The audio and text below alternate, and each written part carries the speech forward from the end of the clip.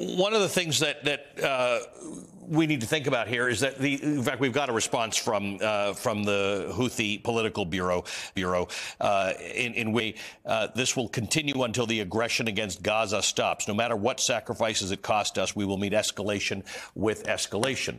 What actually acts as a deterrent to these groups? Because they're not little groups. You would think that if America is bombing a bunch of little groups, they'll get the message that we're not going to war with America. But these groups have resources that small non-government actors typically don't have, because they've got Iran. They're getting their training from Iran. The weaponry that the Houthis have been using to target these ships in the Red Sea, that's not weaponry that the Houthis would typically have.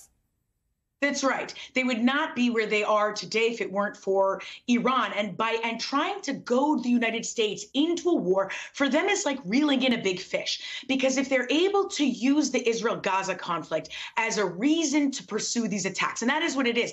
I want to be very clear. That for them is a cover.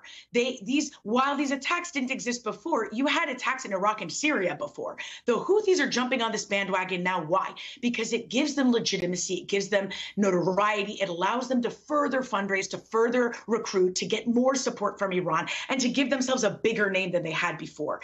And so suddenly they're on the map. Suddenly all of us are talking about the Houthis.